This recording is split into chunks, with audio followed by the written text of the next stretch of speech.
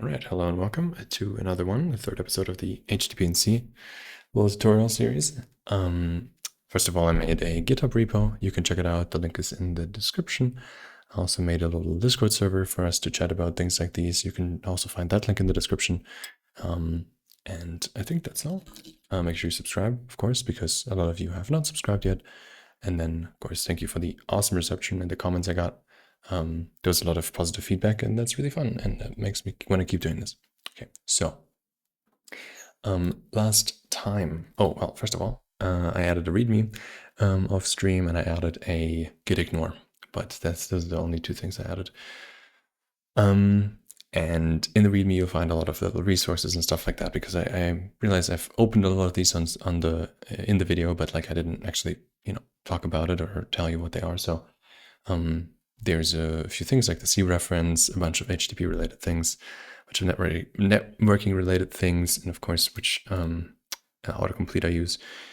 And then, yeah, this is the main one. If you want to learn more about network programming and things like this, and like all these little functions in the POSIX API, and there's a bunch of man pages in here too. Wonderful resource. BJ is great. His code style is total ass, but the information is really nice, and so I can really recommend it. Actually, I'm saying it's really ass because he does a lot of little, very silly, sort of compact, old-style code, which is not really my vibe, but don't know where that is actually, but I did see it somewhere. Yeah, here. It's just very like compact for reasons that are a little bit beyond me. But other than that, it's a wonderful little tutorial, and it's been recommended a lot online, so it's pretty good. And then, of course, all the man pages and the MDN stuff, the RFCs, all that. I just opened them up so we could look at them, but yeah. Anyways, let's get started. That was 2 minutes of yapping. Horrible. Right, so I think, so what we've been doing so far is we've been just running Clang or whatever the compiler we're using. And that's not really that great, because if like I have history in my shell, right? So I can just like Control R and then search for Clang and it will come up. But that's not really that great, because if you guys want to use it, I would have to actually have an unpushed commit. I would have to give you the command or write it in the README, so that's not very good. So there's a wonderful thing for that called Makefile. And that's what we're going to write today, and then we're going to write some more code actually. And the way that Makefiles work is they're just a bunch of rules on how to make one thing from another thing. So we're going to make a file called Makefile, no extension. And this is just a text file. The only thing you have to be careful of is that you can't use 4 space tabs. You have to use tabs, like the \t, that character. Otherwise, it's not going to work. It'll work with make, but that's how it is. And I'm just going to write a very simple Makefile. I'm going to keep it stupid simple. You can go really crazy with this, but we're going to keep it very simple, like with everything in this project. So in order to make a server, we need a server.c. And okay, it auto-suggested that I didn't want that. And here we're going to just put in, oh, see, I did 4 spaces. That was not right. To turn the AI off because this is horrendous. All right. Let's try that again. All right. So, so this is basically the entire command line we want to paste in here, right? Because that's what we want to do. But there's actually a few things I want to do. So I think I want to define the C flags, which is like wall, W extra, pedantic, standard, GGGB, and so on. I want to define them all here because it's a little bit difficult to manage them otherwise. So we're gonna just move them all over here like that.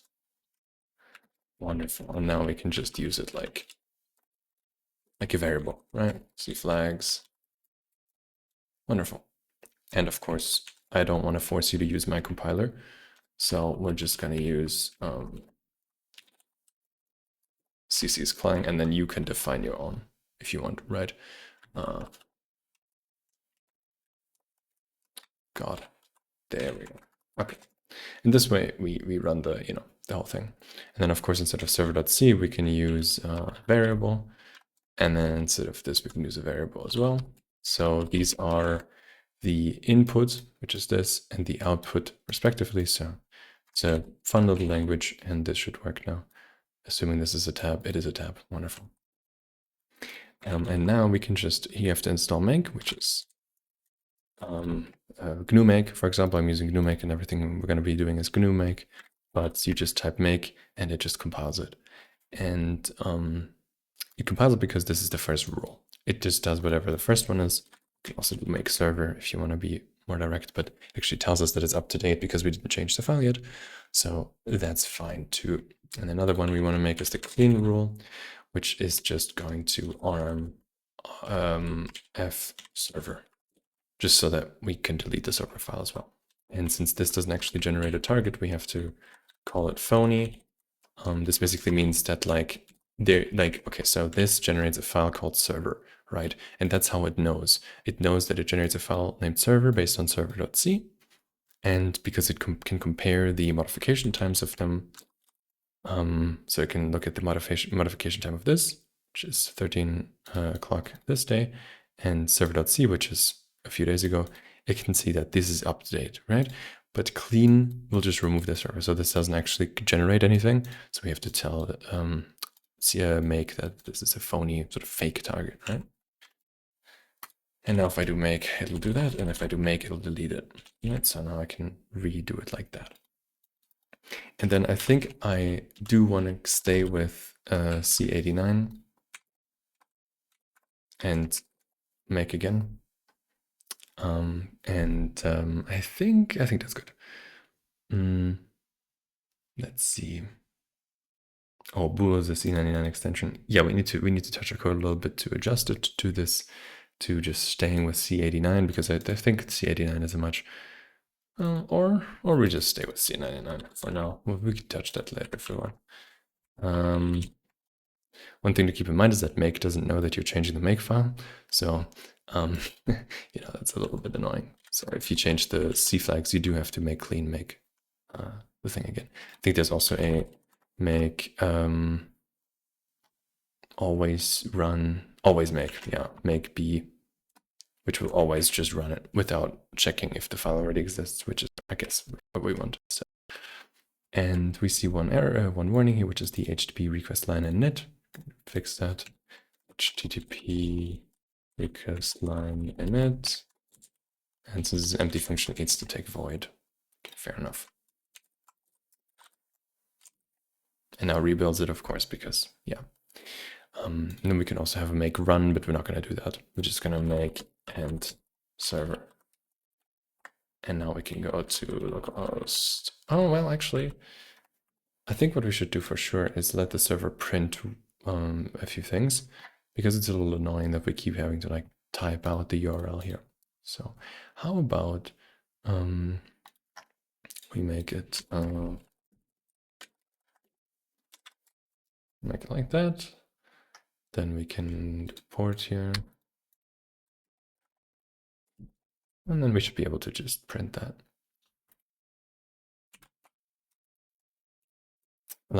Listen, yeah, there. Listening on, and this will just tell us where we're listening. So listening on localhost HTTP, so HTTP localhost, and then we're gonna port in here. So that's nice. Then we can make again, and now we can just copy this and paste it, and it'll work. And of course, the route does not exist, but that's because we implemented a router last time. Okay, now after a wonderful 9 minutes of yapping, let's actually get started and write some code. So, what do we want to do today? So I think this sort of defining routes like this is a little bit cringe. I'm not really a big fan of it. We could actually just do this. I think that would make it a lot better. But I don't know if that's necessarily what we want. Let's try that. Oh, we can't do that because it's I can take the address of our value. Might be a misdesign. I don't know. We'll have to see. Okay. So when we look at the request itself, we see that there's a bunch more things here. And our response actually also isn't quite right. So if we look at the response here, sorry, let's run the server. If we look at the response here, we see that this hello response, this is from my an extension or something, so we don't care. But in general, the response looks like this. It's just a raw response, and where is it? Do we not have response headers? I guess we really don't, because the whole thing is right that right now we're not really doing it correctly. We're kind of doing HTTP 0.9, remember? Or I guess not 0.9, but like a scuffed version where we like say 200 OK all the time, and then we do this. So I think it would be a big sense to sort of build a builder for this to make like, generating the response lines easier. And for that, I think we should go into the RFC.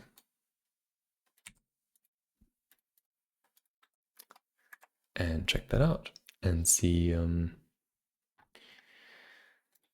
the response line. Response, right. So the response is either a simple response or a full response. We're going to ignore the simple response because that's basically HTTP 0.9, which means what you can do is actually pretty fun. You can, instead of doing all this HTTP blah, blah, blah, you can just send this and then close the connection, and that's considered HTTP 0.9, and browsers do support that. I wouldn't recommend it though. It's a bit bad because you can't really represent error codes and stuff like that. It's kind of just like a bare bones, let's get it working HTTP standard, and not really useful. Yeah. I had to take a sip of my tea. Okay, now full response is thus what we want, and you see that the full response. And by the way, this sort of thing is, I think it's a ABNF or whatever. ABNF grammar, is it ABNF? Yeah, augmented Bacchus-Naur form. And you can read about that, of course, on Wikipedia. It's called the augmented Bacchus-Naur form, and it's basically a way to represent like a grammar, right? So it's a bit like a Makefile, right? You have what you want to have, and here you have all the things you need and how you need to represent them. And we see now the CRLF, which is great because we have that here. And then we also have a status line. Let's look at the status line. Status line is HTTP followed by the version, followed by a space, followed by 3 digits, followed by a space. And then after that, we have the, oh, is that it? Status code is reason phrase. Yeah. Oh, here it is, sorry, HTTP version, status code, reason phrase. So I think let's encode these somewhere, and let's do that. And I also want to take, because like now we are at 260 lines of code, which is way too much code to have in one file because I have to like scroll all the time. So what we're gonna do is we're gonna actually first put this in other files. So we're gonna make a string dot what do we call it? Strings.h. It's a bit weird. String operations, string ops. There's string.h, right? There's like string.h, and we don't want to, that's something we need. So anyways, let's take some of this stuff out. So all this string related thing, string equals string trim, all that sort of thing should go in here. And what else we got? Split string needs to go in there. String split string view. And free splits. I think that's everything we need. And we'll just put them all in here. You'll notice, of course, that it doesn't compile right now. It's because we need to include string ops, and we need to include this, probably like these two. At the very least, we need standard def as well. Standard def for size t. And we need calloc, which is Oh, right, climb. Thanks. Oh, PR, of course. We need or no. Wonderful. And now, of course, this is a header. So this is not necessarily how you want to do things. You want to split into a header and an implementation file. But I think that's not that interesting to watch. So we're going to do that later. PR. Oh, PR is part of standard IO, right? True. And this we need to cast. So this is string view pointer. Wonderful. And again, string view pointer.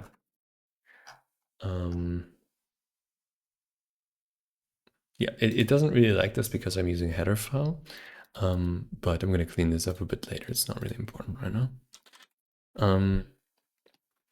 Okay, what else we got? I think that's pretty good to clean up. Now we're at 170, which is still quite a bit, but now it's all HTTP related stuff, so that's fair enough.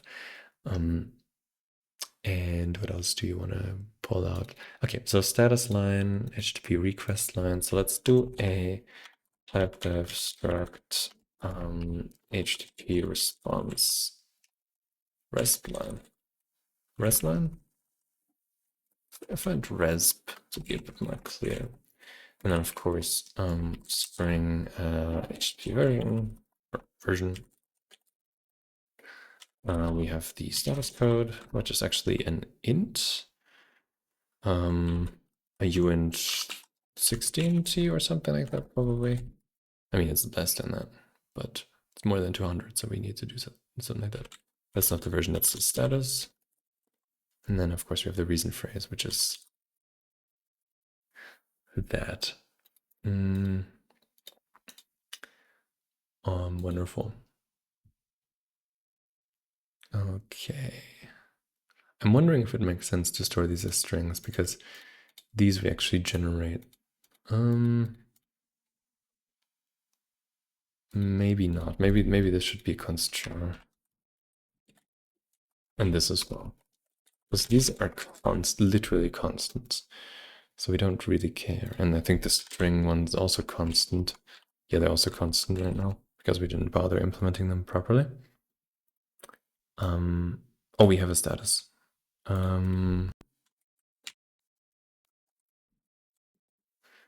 Let's make that uint 16c. And we can use it here. All right. So HTTP status.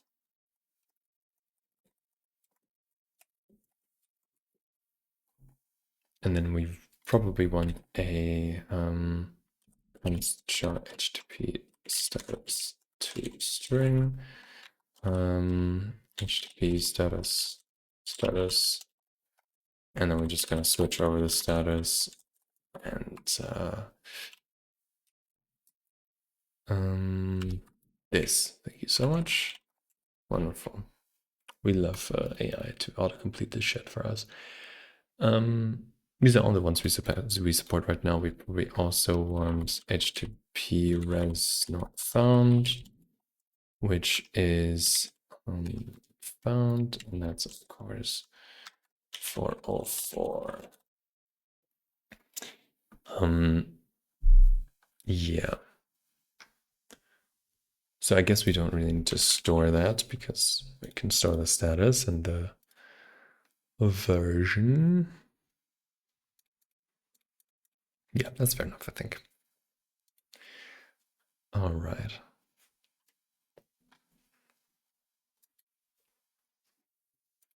Maybe this is more of a status line next. Status line. More or less, it's the same shit though. So parse request line, handle client. So instead of this, we just want this is the hello body now, and this is the bye body. And no, don't worry, we will end up going to like actually making HTTP files and serving those, but one thing after the other, we need to get this sorted out first. So right, and so we're just gonna get rid of this because that's cringe. And so we're gonna have a little bit of a how do we want to do it? Const char. Oh, generate HTTP response, and, or I guess it should be HTTP response generate to follow our sort of theme here. And what we need for that is the status line. So HTTP status, and then the body, which is const char body. And I'm sort of mixing strings, like the string type and the char, const char here. I don't know if that's a good idea, but we're gonna find out, right? So the HTTP response is gonna be, we need a status line, right? So const char status line. We need the HTTP, well, it almost feels like we don't need this struct now. I don't think we need this struct now, because it's all going to be generated from this and this, and knowing that we already used 1.0 version. So, all right, and then we have a char const. Well, yeah, const char buffer. Status line buffer 512 or 128 or whatever. It actually doesn't have to be that long. 64 is fine. Set status line buffer. That is line buffer 0 size of status line buffer. And you can do size of because it's an actual array, stack allocated array.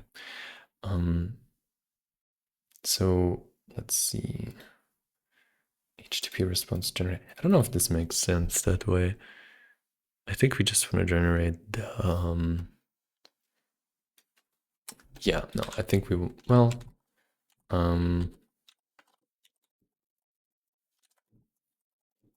we want the body length, but we don't actually care that much, and then we're just going to return the response. So let's actually do this as the HTTP response.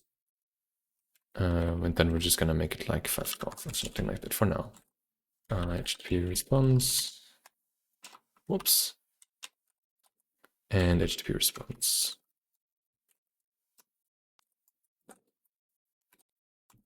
And we want to first generate the status line, so we do sprintf.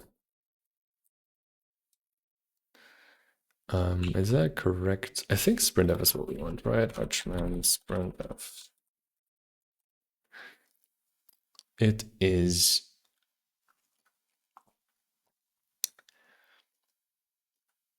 I would just wonder how sprintf works because I don't remember.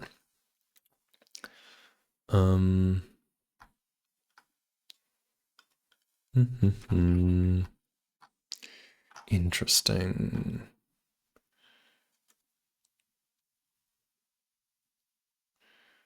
Let's see.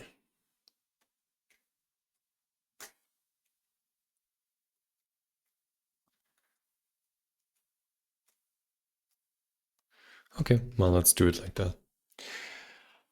Sprintf HTTP response. Then the format is gonna be so this is the status followed the version followed by the status followed by status code, right? Followed by the thing followed by rn, or actually we can just crlf.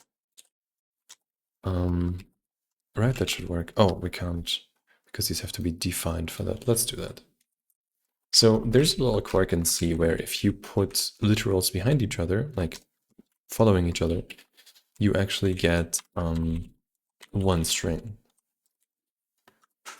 I'll show you what I mean. So if you do like not found like that, then it combines this string and that string into one. And so it's like as if it's one literal. That's useful for exactly this sort of case. And then as I just said, we're going to use status line consists of, what was it? Version. So HTTP 1.0, then status, and then status to string.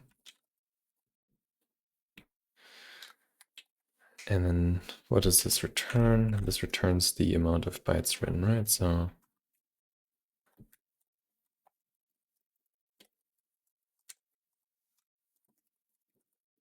and then we can continue sprintfing to HTTP response plus n.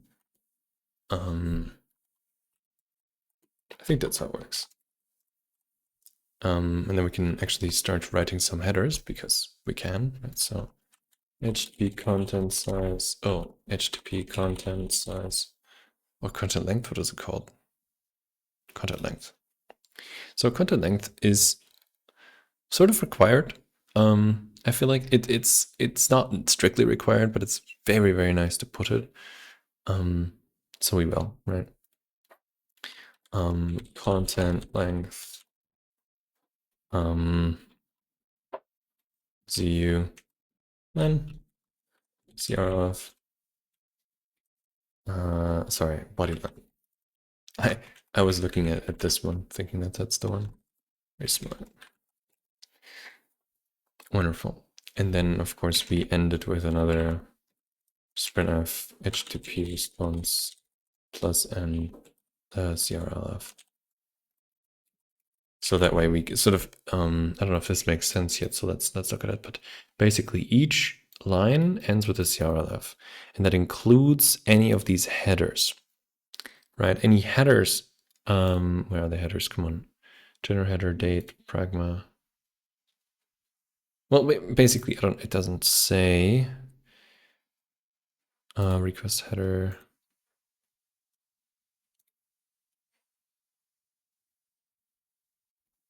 But they basically they do all end with a CRLF. And then at the very end, we need one more CRLF to sort of signify this is the end. And the next thing is not, like, it's basically like an empty header field. Right, and we can just return HTTP response. And we can't do that because it's a local, right? And that's sort of the issue here, right? So if we return this, we're returning something that is already popped off of the stack, and it might work, it might not.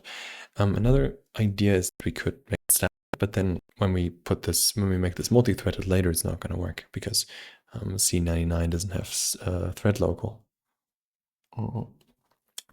storage specifiers. So what we're going to do is we're going to give it the buff. So char buff size t buff len. We're not being very consistent here, but that's okay. And then instead of HTTP response, we're going to use buff. And it doesn't let me do that. Okay, then I'll have to do it myself. Buff, HTTP response buff. Wonderful. Then this is going to be len.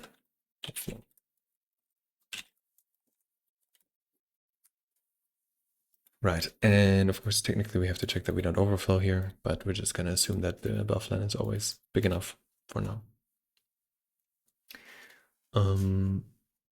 Right. Now we do that, we return the buffer, and we're good. So this generates an HTTP response, except for the body. But the useful thing is that we can just do two writes. We can do one write for the, like, we can send the header of like the whole response thing, all this, and then send the entity body in a second to response, and that works fine. All right.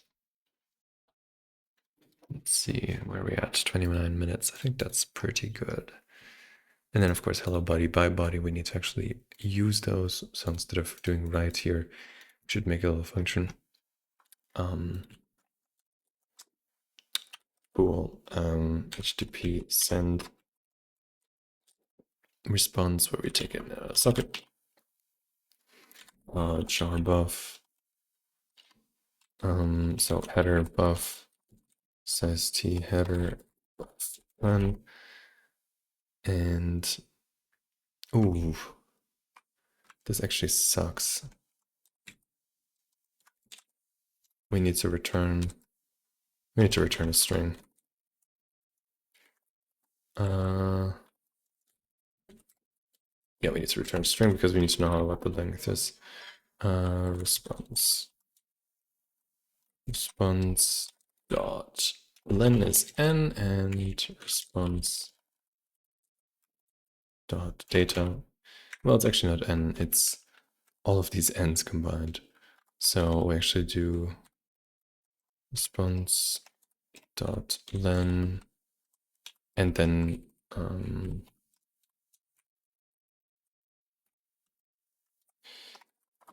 that was actually a bug because this wouldn't have worked because n. No, it does. It would have worked, but not really. Or maybe it wouldn't have. I don't know. But either way, what I wanted to do was to keep adding them up. That way, we keep accumulating the length, and that's nice like that. And then, of course, the response data is going to be the buff. And then we return the response, and we're good. And again, this doesn't allocate anything, so this is just a string view, more or less. I don't know why we have a string and a string view. A little confusing because I think they're literally the same. They are literally the same. Okay.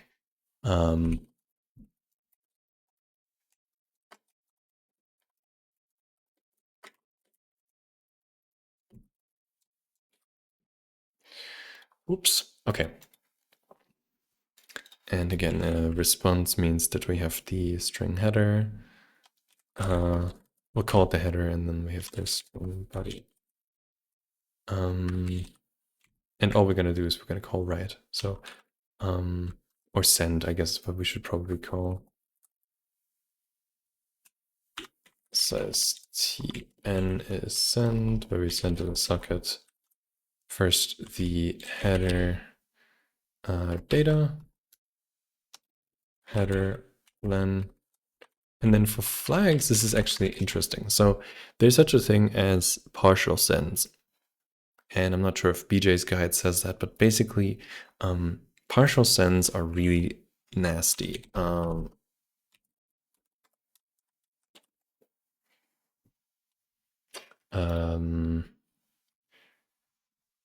So it will actually, let's see.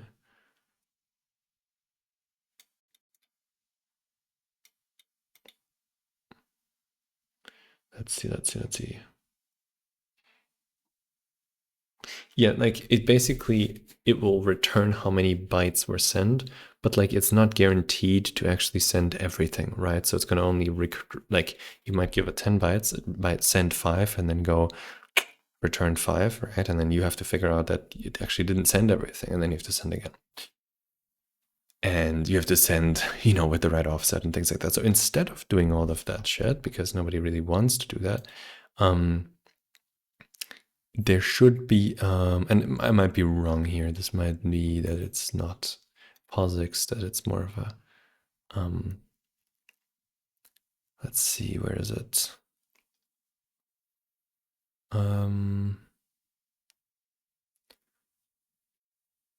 Let's see. Yeah, we could use message more, but maybe I'm wrong. Maybe this is not what I meant to do. Regardless, I mean, it sounds like this is gonna work fine. I swear that the partial send is a thing, but I might be thinking of partial receive instead. I might very well be thinking of partial receive. I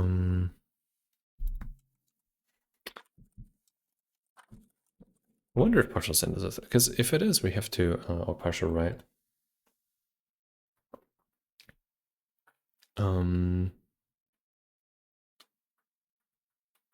Let's see.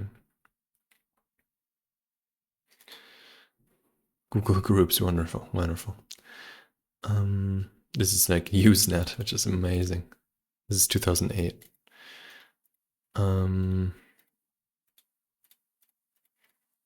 Because yeah, what I was wondering is if we can use. Oh no, wait, that's not it. There's like message send all or some shit. Wait for. don't know. Is there? Oh, is it the opposite for maybe? Maybe it's the opposite. I should probably read these. Well,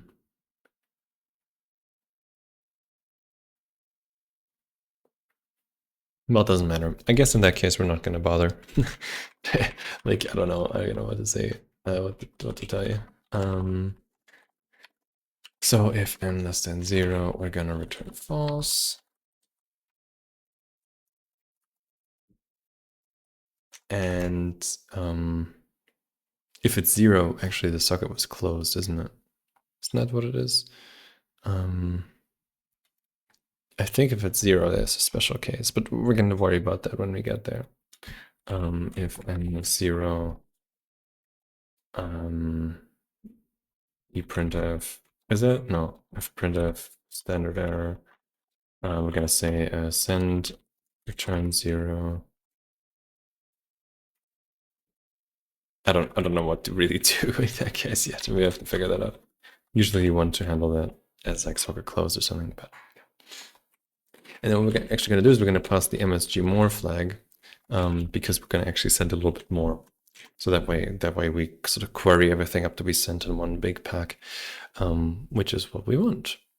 And I think the way it works is that basically you just do send socket body data, body length with a 0, and then what happens is that since this is a message more call and this is not, this will terminate the message more and will basically all be one big message. Right? That's the idea of message more. And yeah, because this is a tiny datagram, right? And a TCP packet, can be pretty big. Not huge, but reasonably large. Let's see where you need a 16 or something that can store the length. Am I a silly guy? I might be a silly guy. Am I getting everything wrong today?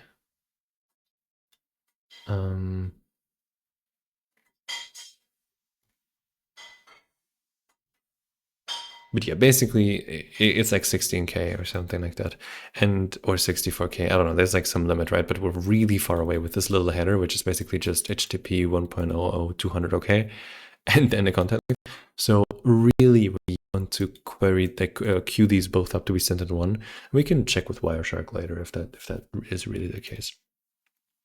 But that's all we have to do.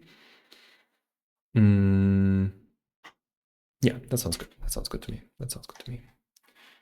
So now instead of doing write for the client socket, we're gonna do HTTP send response, which is gonna be client socket, then the header, which is we need to generate a header, right? So response generate is what I meant to say, of course, and then we need the buffer, which we don't have one, but we're gonna make one. And then size of buff, and of course the HTTP status, which is gonna be HTTP 200, followed by the size of the body, which is strlen. Well, let's actually declare these as strings because I don't really feel like doing that multiple times. So hello body dot, oh wait, no, we have a function for this. I remember this. We wrote a function for this because it was so smart. String C string, that's the one. And then again, string from C string. And now we can just use these properly. So it's whoops. Well, not what I meant to do, but that's okay. And then here we go.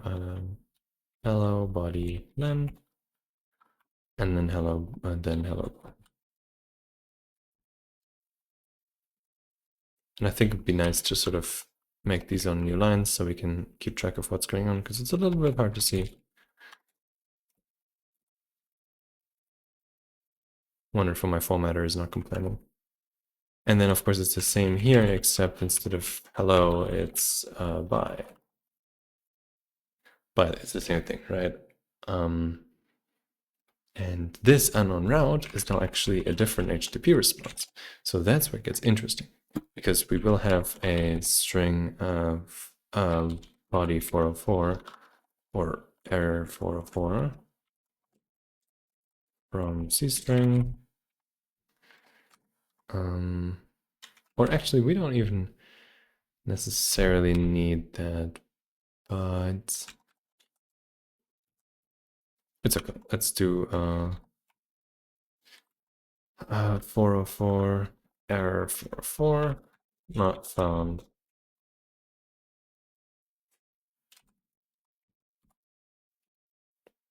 And let's do a little a href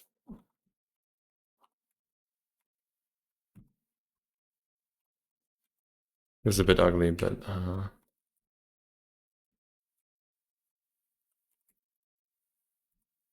yeah, this is a bit ugly, but it'll make sense in a second. So this is going to be the 404, right? So instead of by body, it's going to be by body, it's going to be error 404. And this is going to be response not found. Okay, now let's see if we can run this. Or oh, no, we don't have, we have some compiler errors still. All enumeration with a fixed underlying type by Clang extension. I did not know that. That's very cool. I'll need that then. What else do we got? We got unknown type name bool. Yeah, well, it's probably because it thinks it's C++. Yeah, it thinks it's C++, but it's not. Wonderful. And something returns not in all paths. This should be an error. And so now we can actually go in here and make that an error. So w error is return type, because I really want when we don't return something, I want that to be an error, because that's like, yeah, this should be an error. Right now it's an error. Now it's not going to compile, because that's really important that we don't accidentally fuck that up. Okay, which function was it? It was server C95, probably function we just wrote. Yes, it is.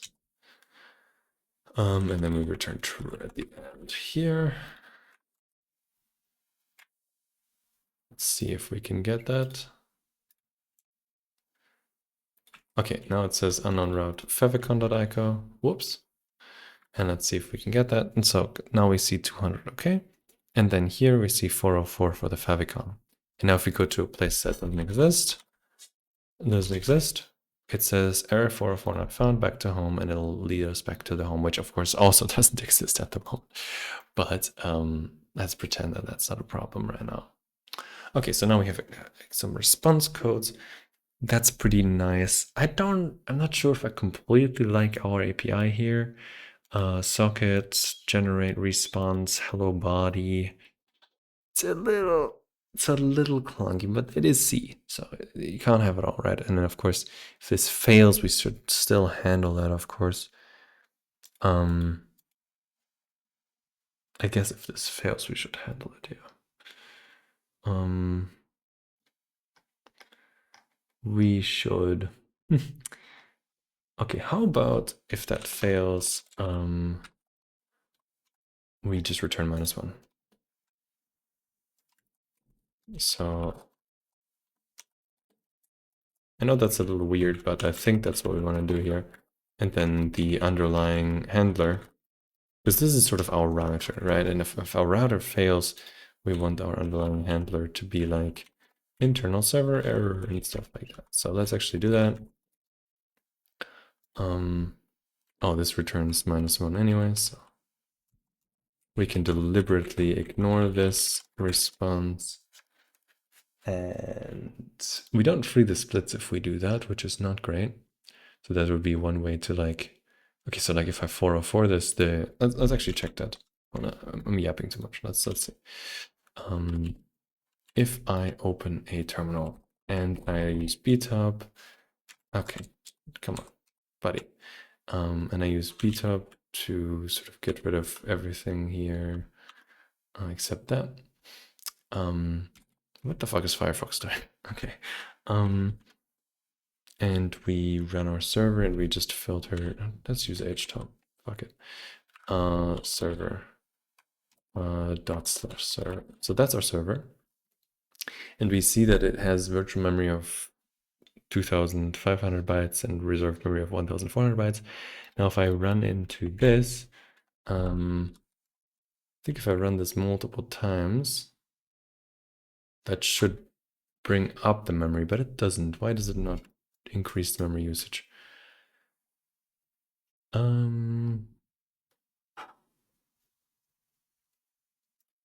It should, though.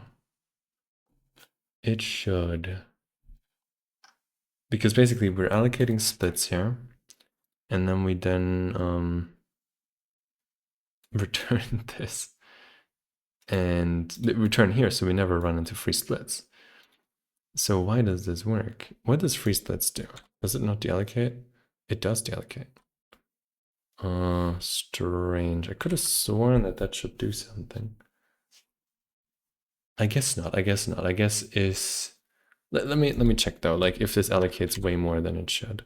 So right now we're allocating 8, but what if we allocate like 1,000?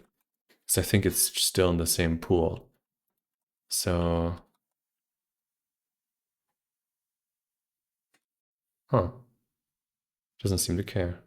Okay, well, maybe I'm wrong. Could have sworn that we need to deallocate that, but maybe we don't. But basically, it's not good practice, right? So we want to make sure we actually do that properly. So in result 0, and then we of course go. Well, actually, we can't really do that. So when do we not need the splits anymore? Because we do not need the splits this long. Sorry.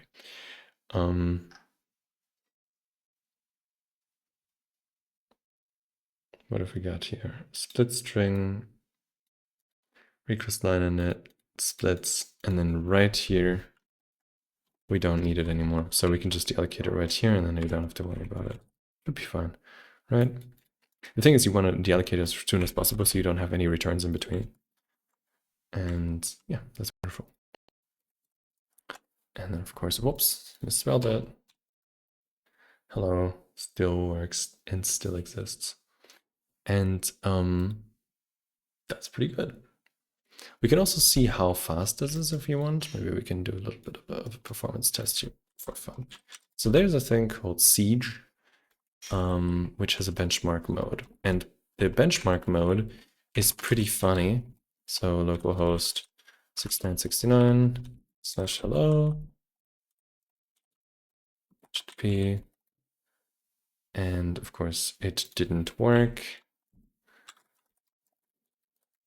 There we go. So what it will do is it'll basically figure out how many transactions per second, like how many requests per second you can do.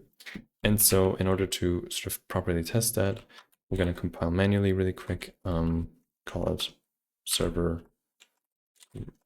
release. And what we're going to do is we're going to build it with optimizations enabled, and with link time optimization. And now we should have a smaller, faster server. And to avoid that the console causes us to be slow, we can do this, and then we can see how many requests per second our little server can handle on one thread, that is, of course. So let's check it out. Let's see how our little server is doing. So let's do server rel. There it is. It's sitting at a comfortable 34% CPU and with 31,000 transactions per second, which is pretty crazy. But I think what we can do is we can actually do like 6 threads worth of this, and it should really max it out a little bit harder. It does not. I wonder why. I wonder why. Why does it not max it out? Too much parallelization? I think our output, sorry, our problem is probably, our bottleneck is probably the network output, like the amount of shit we can read and write. Because we're hitting, no, we're not hitting anything. That's super slow throughput, or low throughput, not slow throughput. But yeah, we handled all requests. We have 34,000 requests per second on one thread. So this is insanely fast at the moment, right? Which is to be expected because it doesn't do anything, right? If it did something interesting, like read files and things like that, it would definitely slow down. We do also do sprintf and stuff like that, which is probably quite slow, I would assume. But this is nothing to scoff at, right? Like, let me just, I want to just be sure that we sort of, get a comparison. So I have an Nginx running, I think, on this machine. So we can just get the, is it HTTPS potentially? Yeah, and then don't parse. This is no parse, what is it? There's like one to no, oh, no parser. So otherwise it will do stupid shit. And so this is Nginx on a normal, the same machine, right? At the same time, stuff like that, serving about 1,000 requests. So Nginx serving 1,000, we're serving 30,000 or something. So it's totally reasonable for us to like be happy with the performance here, at least to the degree that we are right now. Wonderful.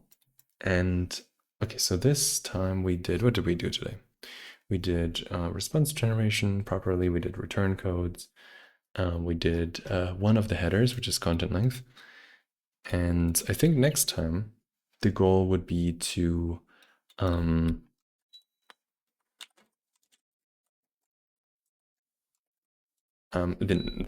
goal would be to read and read actual files and respond to like file requests and do a little bit of sanitization, so you can't just because reasonably you could just do like passwords.txt, right? Like go up in the hierarchy above the source directory of the server, and then stuff like that. We need to sort of worry about that next time, so it's gonna be fun. All right, until then, let's commit. Now I want to make file. Add Makefile. Okay, and then we have GA string ops, page, add string ops, page with string helpers. And now we can commit the actual thing, which is first of all doing this, not this, not this, not that, not that, not that, and not that, and not that either. And this is me string ops, function string stuff into string ops. I guess these could have been two commit. This could have been one commit. But, okay, and then of course we commit. No. We commit the port stuff. Print URL on startup. And then we do the last one, which is everything else. Implement response and status code generation. Push those, check that everything looks nice in here. And I think that's good. Well, thank you very much for watching. If you're still here, make sure you like the video, leave a comment that you know, saying that you liked it or something, so I get a little bit more feedback, and join the Discord. And until then, have a wonderful day.